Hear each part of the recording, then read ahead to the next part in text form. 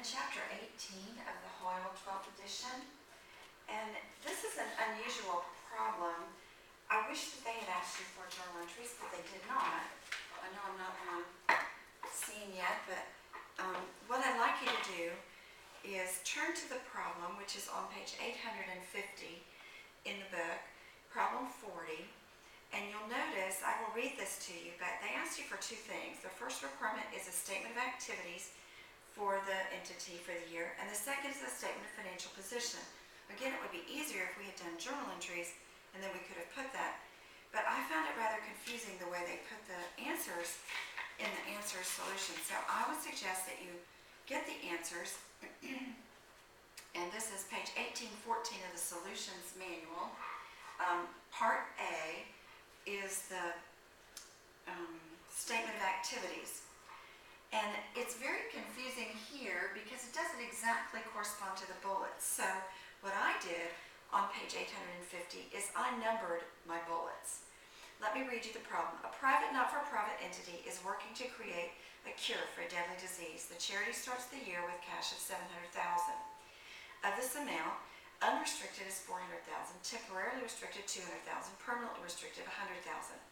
Within the temporarily, the entity must use 80% for equipment and the rest for salaries, and no implied time restriction. So in this case, the restriction is the activity, not the time. No implied time restriction. For the permanently restricted, 70% of the income has to be used to purchase advertising for fundraising. The rest is unrestricted. And so I numbered the bullets. For example, the first bullet says received unrestricted cash gifts of $210,000.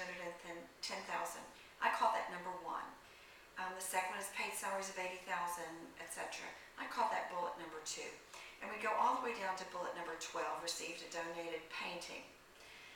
Before we go any further, in doing the statement of activity, bullets 5 and 12 are not on this statement anywhere. Let's look at them first. Number 5 says received $10,000 from a donor that must be conveyed to another charity. That's just a liability, debit, cash, credit due to donor. It's not on the statement of activities. Number 12 is received a donated painting that qualifies as a museum piece, which has a value of $800,000, and they have decided not to record the gift if possible, and they don't have to. So number 12 is also not on this particular one. So now I'd like to go to each of these numbers and explain to you where they got them. The $200,000 contribution and unrestricted net assets comes from bullet 1, which says received unrestricted cash gifts of $210,000. That's where that went. The second number I see is the $78,000 and the $3,000, which come from bullet 8. Bullet 8 received an unrestricted pledge of $100,000 that will be collected in 3 years. The present value of that is $78,000, and the interest for the year is $3,000. So that's where they got the $78,000 and the $3,000. Again, bullet number 8. This $30,000 membership dues comes from bullet number 4. Collected membership dues of $30,000. The members receive a reasonable amount of value in exchange for these dues, including a monthly newsletter. And so membership dues, $30,000, again, bullet 4. These two numbers come from bullet 6, the investment income. So let's look at bullet 6. Received investment income of $13,000, of which 70% is to be used for advertising. The remainder is at the entity's discretion. So the advertising, the 70%, has restriction. It has to be used for advertising. So investment income, 70% of $13,000, and then 30% of $13,000. So again, the investment income comes from bullet 6. The next number I see is this assets released from restriction. Notice we're taking them out of here, putting them into there, and it actually is a sum of 3 things. $20,000 of salaries, which come from your bullet number 2, paid salaries of $80,000, with $20,000 coming from restricted funds. So $20,000 of the $72,000 comes from bullet 2. $50,000 of that comes from bullet 3, bought equipment.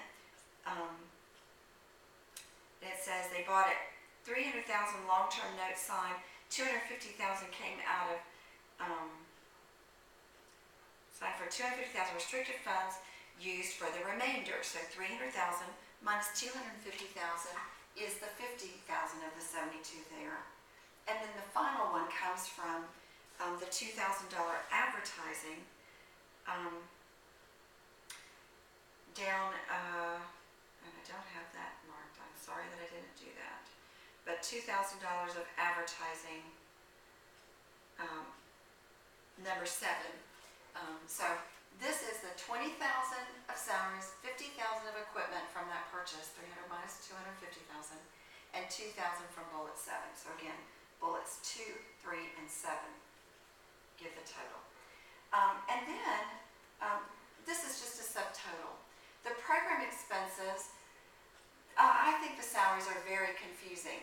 There's $80,000 of salaries in number 2, and then in number 11, it says, bullet 11 says we owed $5,000 salaries. Well, the $80,000 was broken down. 40% of $80,000 was supporting service expenses, general administrative. So this is $80,000, the $32,000 here is $80,000 times 40%. The rest of the $80,000 is $24,000 here and here. So, but this is $26,500. So 24,000 comes from the 80,000, that's bullet number 2, and then the 2,500 for each of these comes from bullet number 11. Half of the 5,000 is split here. So 80,000 paid plus 2,500 owed is 26,500, 32,000, and 26,500. Bullets 2 and 11. The depreciation 16, 2, and 2 is the $20,000, which came from bullets 9. Let's read bullet 9. Computed depreciation is $20,000. So 16, 2, and 2, that's the $20,000. How did they split it? Back to bullet 3. It says 80% is used in research, 10% in administration, and the remainder for fundraising. So this is 80%, 10%, and 10%. 16, 2, and 2. And then the supplies were all, that is bullet number 10, $93,000.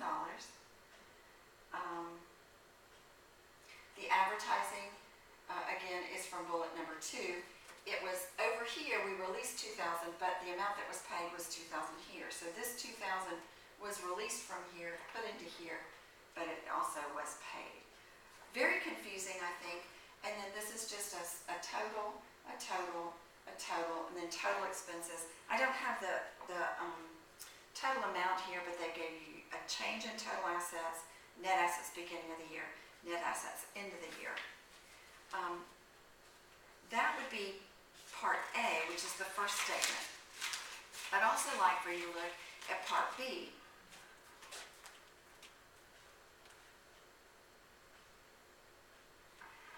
Part B is a statement of financial position, and really, if we did the journal entries, we would find that the ending cash is $738,000. That pledge receivable was the $78,000 and the $3,000 that we recorded in the temporarily restricted. This is the $300,000 of assets we bought with the $250,000 note, and that's the $20,000 of depreciation for the year. So that's our book value. The $5,000 is the $5,000 salaries owed, and there's that from bullet number, was it 5 or was it 12? Bullet number 5, there's the $10,000 that's owed to another charity.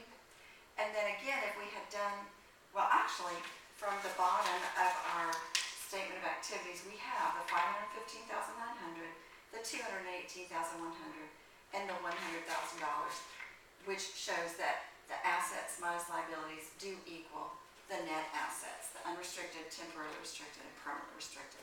A very confusing way of answering problem 40, but would have been better to do the journal entries, but they did not. So I apologize, best I could do.